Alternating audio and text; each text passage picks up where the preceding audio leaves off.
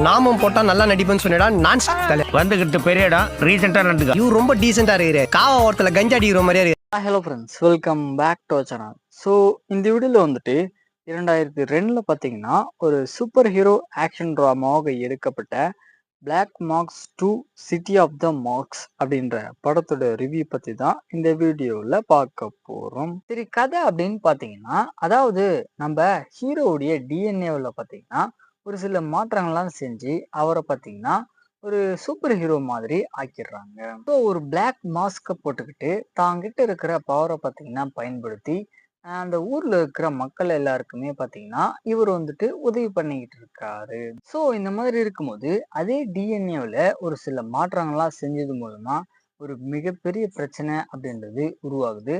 So நம்ம படத்தோட hero இதை எப்படி தடுத்து நிறுத்தினாரு அப்படின்றது தான் இந்த படத்தோட கதைக்களமா இருக்கு. ஷார்ட் அண்ட் ஸ்வீட்டா சொல்லணும் அப்படின்னா, இந்த படம் பார்த்தீங்கன்னா ஒரு பழைய படம் அப்படின்றதுனால படத்துல வரக்கூடிய ஆக்ஷன் சீக்வன்ஸ் எல்லாமே பார்த்தீங்கன்னா ரொம்ப மொக்கையா தான் பண்ணியிருக்காங்க. அது மட்டும் இல்லாத இந்த படம் பார்த்தீங்கன்னா ஒரு பழைய படம் அப்படின்றதுனால சிஜே ஒர்க் எல்லாமே பார்த்தீங்கன்னா ரொம்பவே மோசமா தான் இருக்கு. தென் ஆக்டிங் வைஸ் அப்படின்னு பார்த்தீங்கன்னா படத்துல நடிச்ச எல்லாருமே வந்துட்டு ஒரு ஆவரேஜான பெர்ஃபார்மன்ஸ் தான் கொடுத்துருக்காங்க. ஸ்க்ரீன் பிளே வைஸ் அப்படின்னு பார்க்கும்போதும் சரி, எந்த ஒரு இடத்துலையுமே பார்த்தீங்கன்னா சுவாரஸ்யமா எந்த ஒரு சீக்வன்ஸுமே இருக்காது. ஸோ ஃபைனலாக வந்துட்டு இந்த படம் பார்த்தீங்கன்னா ஒரு பிலே ஆவரேஜான படமாக தான் வந்திருக்கு. வேணும்னா ட்ரை பண்ணி பாருங்க.